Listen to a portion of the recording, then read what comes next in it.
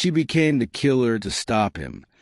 This is a story on the twisted legacy of the Dollmaker. On the early morning of October 29th, 2008, the quiet suburb of Ashford, a town known for its sedentary and quiet lifestyle, Maine, a worker at the local diner, woke up to something she would never forget. While walking to the local diner, her place of work, she had to pass through the town's playground. That was when she discovered it. The mutilated body of 17-year-old Allison Browning was found propped up on the playground swings of Willow Creek Park. Her arms were stretched wide, tied with jump ropes. Her eyes were sewn shut.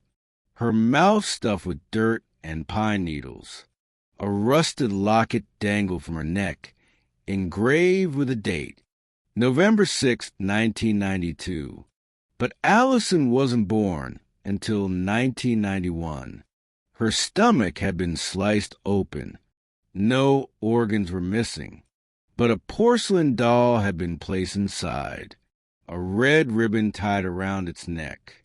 Police arrived within minutes. Locals had reported that last night they heard screams, but by the time the first cruiser hit the scene, there was no one in sight. No blood on the wood chips. No signs of a struggle, as if she'd simply appeared there. Days later, investigators received an envelope at the Ashford Gazette. It was addressed with clippings from magazines and newspapers, just like the Black Dahlia case. Inside, Allison's cell phone, a lock of her hair, and a note scribbled in smeared red ink. The doll was not for you. She's the first. Watch the date. I always finish what I start. Detectives were stunned, but nothing prepared them for what came next. The locket. It matched an unsolved case from 16 years earlier. November 6, 1992. A 7-year-old girl named Lucy Waters vanished walking home from school in the same town. Only her locket was found. No body. No witnesses. That locket? Identical to Allison's. DNA tests on the doll revealed human skin fragments beneath its fingernails. Old. Decomposed. Believed to be from Lucy. The town people began to panic at the reoccurrence of dead children. Parents pulled their kids out of school. Locals formed watch patrols. Halloween and every other town's event was canceled. 2 weeks later, on November 6th, exactly 16 years after Lucy vanished, and just 8 days after Allison's murder, a second teenager disappeared. Emily Green, age 17. Same high school, same circle of friends. She vanished without a trace. When investigators got to her bedroom, they noted her bedroom window, light pink in color, was wide open. Her bed made of soft lilac-colored bedsheets, untouched. But on her pink pillow was a single pine needle and a cassette tape. The investigators took it to the police station and played it. The only thing they could hear from the record was nothing but distorted children's laughter and a lullaby played backwards. Authorities scrambled. State police, FBI, child psychologists. Everyone had theories. None of them fit until they found a letter hidden beneath Emily's floorboard in her room. It was written in her handwriting. I dreamed of the swing set. I saw Allison. She told me he's not done. She said I had to go. If I run, he'll take my sister instead. I'm sorry. But Emily didn't have a sister. She was the only child of her parents. This even caused more confusion to the police and other security agencies. Another doll appeared, this time on the hood of Sheriff Avery Moore's car. Inside its chest cavity, Emily's high school ring. By now, The case had gone national. News vans swarmed Ashford. Conspiracy theorists, podcasters, amateur sleuths. Everyone wanted a piece. Everyone has their own theory on what was causing the deaths in Ashford town. And then another letter inside the body of a dead female child about the same age as Emily. This time it was personal. More. You know what you did. I remember the woods. 1992. You buried more than the truth. On seeing this next body, the town was in a frenzy as some parents started to pack all their belongings and left town with their children. The sheriff stepped down that same day. Claimed stress. Denied involvement in everything. Then the sheriff vanished. Gone. His cruiser found abandoned outside of Willow Creek Park. Inside it, a noose, made of red ribbon. Divers dragged the pond for days. No body was found. Meanwhile, another twist hit the media. An old Ashford yearbook surfaced from 1992, and there, among the senior class, was a student named Henry Cale. Henry Cale was in the school's art club. He was the quiet type that his classmates feels that he is a little bit disturbed. His senior quote, "Dolls don't lie. People do." He also vanished the same year Lucy did. Presumed a runaway. But that wasn't the weird part. He looked exactly like a man who'd been caught on CCTV buying pine needles from a garden set of the week before Allison died. Same face, same eyes. But that man went by a different name, Dr. Harold King, pediatric psychiatrist, and he is practicing just 20 miles from Ashford. Because he fits the description of Henry Cale, the police decide to raid his home. They found dolls. Hundreds. Each one labeled with a name. A date. A note. Most were nonsense.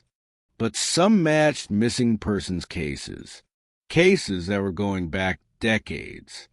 When the police checked in his basement, they saw a map. A hand-drawn map of Ashford, with dates written in blood. Each date marked a disappearance. Each location matched where a doll had been found. And in the center of the map was written Willow Creek Park. Still, he denied everything. Started talking like he was insane. He said the dolls talked to him. With all the damning evidence against Dr. Harold, he was reprimanded in police custody. But police found something in his crawl space that would crack everything wide open. A VHS tape, unlabeled. Then they played it in silence. It showed a girl, bound, crying, Lucy Waters. The date it occurred was November 6, 1992. But the camera angle wasn't handheld. It was security footage from inside the sheriff's old cabin. And then the footage cut to black. A voice whispered, "She wasn't the first either." The screen stayed black for 2 minutes. Then came coordinates. These coordinates led to a buried safe in a bush somewhere in Ashford. Inside it, 2 more tapes. A photo, a name that shocked the entire country. This is because it was someone who had spoken on every news channel. Someone who claimed to be helping the case. A face millions had seen. And the last line of the tape said, "This isn't over. Not even close." Before we continue, make sure to like, comment, and subscribe to this channel to get more true crime events. Now, let us get back to the story. It had been 3 weeks since the last letter, since the last doll, since Emily Green had vanished. Ashford wasn't sleeping anymore. Parents kept their children indoors. Shop windows were boarded up. The swings at Willow Creek Park had been cut down. No one dared to go near it. The town was now like a shadow of itself. But then came the morning of December 1st. A jogger, Melissa Givens, saw something in the trees. A girl, naked and kneeling in the snow, her eyes open but blank, her lips blue. It was Emily. She was alive, just barely breathing. She couldn't speak, not for days. Her vocal cords were burned, possibly with lye. Doctors said she had scratches in the shape of letters down her back. L-E-A-V-E, and the red ribbon around her neck, tied in a perfect bow. When she finally spoke, what she said chilled even the FBI. It wasn't him. There's more than one. Dr. Harold King was still in custody. But now everything shifted. If there were others, where were they? How long had they been doing this? Emily described the cellar. Underground. Cold. Smelling of metal and mildew. Dolls watched her from shelves. Hundreds. Some were missing eyes. Others had teeth. And the music box. She said every night they played a lullaby. The same one from the cassette. It ended the same way. With a whisper, "You're just like Lucy." Emily's story sparked a federal investigation into missing children from Maine to Pennsylvania.